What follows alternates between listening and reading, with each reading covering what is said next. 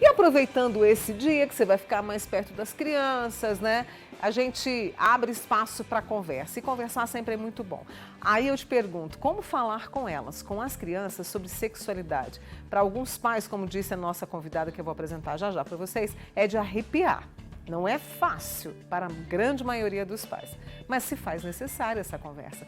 Eu recebo hoje aqui no Manhã Total a sexóloga Stephanie de Paula. Stephanie, bom dia, obrigada por ter vindo, viu? Bom dia, Mônica, é um prazer estar de volta aqui. Bom dia a todos. Por onde começar? Sempre vem com a pergunta das crianças, elas é que dão início a essa prosa? O ideal é que seja, Mônica.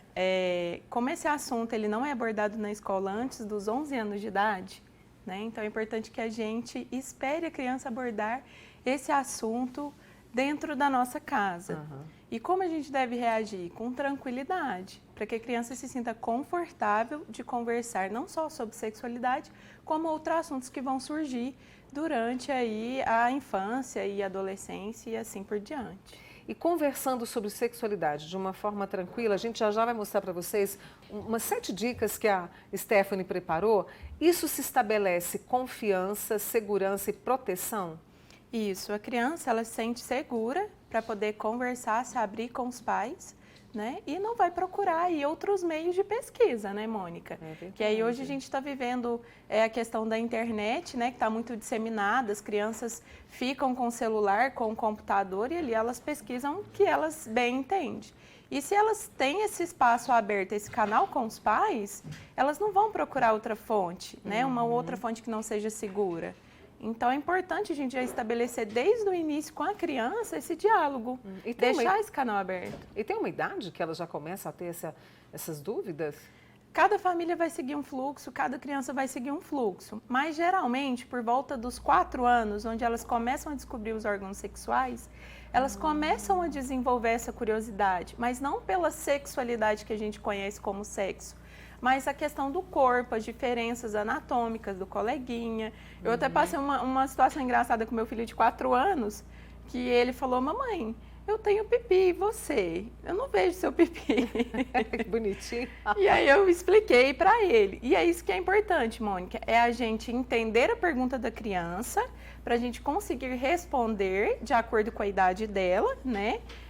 E responder somente a pergunta. A gente não precisa dar uma aula de sexualidade para a criança. A gente vai entender de onde está vindo essa pergunta, por que ela está fazendo essa pergunta, e a gente vai se limitar a responder o que a criança está perguntando.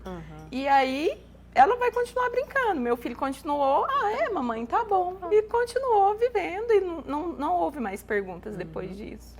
Quero ver com o pessoal, né, lá do Switcher, se nós temos aí a cartela com são 7 dicas muito importantes, né, que a Stephanie de Paula passou pra gente. Vou pedir para colocar aqui no monitor para que a gente possa enxergar um pouco melhor. O pessoal de casa está acompanhando. Olha, adapte o assunto à faixa etária. Isso é o que a gente acabou de falar, né, que é importante. Exatamente. Incentivar a leitura especializada. Como, Stephanie? Caso os pais eles tenham uma dificuldade de abrir esse assunto em casa, é importante que eles já se preparem para que eles não, quando chegar a pergunta, eles não se sintam, né, assustados. Existem muitas literaturas para ajudar os pais nesse assunto e até para as crianças. Tem um livro que eu gosto muito que chama De Onde Eu Nasci, que é para criança até 6 anos, então é uma linguagem que dá para a gente trabalhar com a criança e vai sanar ali as dúvidas que elas precisam sanar de acordo com a idade e tá tudo bem.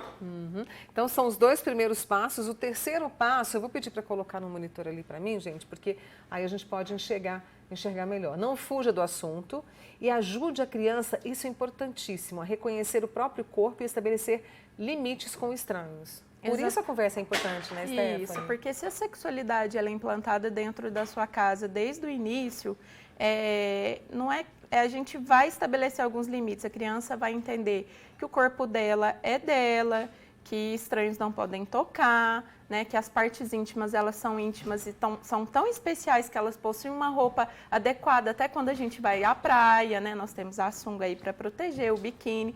Então ela vai entendendo essa dinâmica de que o corpo dela é dela e nenhum estranho pode tocar, né, a não ser o papai e a mamãe ali para passar um remedinho ou para fazer higienização.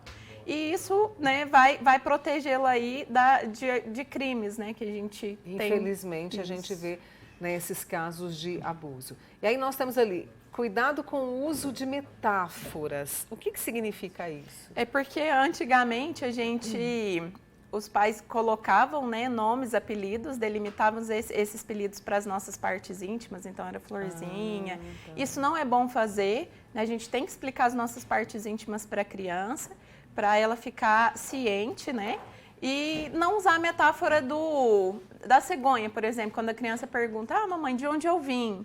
Ah, eu vim da cegonha. Não, ser sincero, né? Às vezes você não está preparado para responder, respira fundo e fala: meu filho, daqui a pouco a mamãe te explica. Volta ali, respira um pouco, se prepara, ensaia o que você vai falar e depois volta com ele e fala: lembra daquela pergunta que você fez? E sempre diga a verdade. Diga a verdade para o seu filho, né? De uma forma adaptada à idade dele, como a gente disse, mas não minta para ele. E a gente tem ali, ó, o 6º e o 7º ponto, né? São os pontos importantes. Evite fragilizar a mulher e criar estereótipos. Ensine o respeito. Exatamente. Aquela coisa de meninos usam azul, meninas usam rosa e mulheres são frágeis, né? Meninos não podem chorar. Isso não é o ideal, porque a gente cria crianças estereotipadas e com psicológico fraco, né? Porque não existe isso. O menino pode chorar, a menina pode vestir azul, eles podem brincar e exercer a infância da forma que eles acharem melhor, né? De forma bem plena. E aí se faz importante essa conversa sem medo, sem amarras, estabelecendo esse vínculo tão importante entre pais e filhos, né? Isso. Porque é uma conversa sobre sexualidade, mas isso se amplia para outras áreas também. Exatamente, porque se a base dentro da nossa casa ela é bem estabelecida, quando chegar a hora de conversar sobre sexo mesmo com o adolescente, ele vai se sentir seguro, vai ter um ambiente seguro ali para ele, e aí os pais vão conseguir também conversar com ele e passar algumas orientações que são necessárias de acordo com a adolescência, com a idade da adolescência, né? Que é a questão da gravidez precoce, a questão das doenças sexualmente transmissíveis. Por isso é tão importante já começar a desenvolver esse assunto dentro das nossas casas desde cedo, para que a criança se sinta segura com aquele assunto. Porque geralmente os pais fazem assim, né? A criança, o adolescente fez 15 anos, reúne todo mundo na sala e fala: vamos conversar sobre sexo. Você tem alguma dúvida? É claro que o adolescente vai ficar, né, com vergonha, vai falar: que é isso, o que está acontecendo aqui? Mas se esse diálogo já é estabelecido ao longo da infância, a criança se sente bem para falar sobre aquilo, né? E não precisa ter toda essa cena em casa. E teremos pessoas mais saudáveis. Com certeza, porque eu não canso de dizer, Mônica, sexo é uma coisa normal, todos nós fazemos, é gostoso.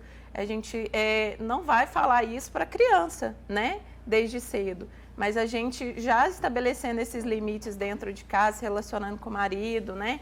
Com o namorado, ele vai sentir que isso é uma coisa normal e vai se desenvolver de forma plena e saudável.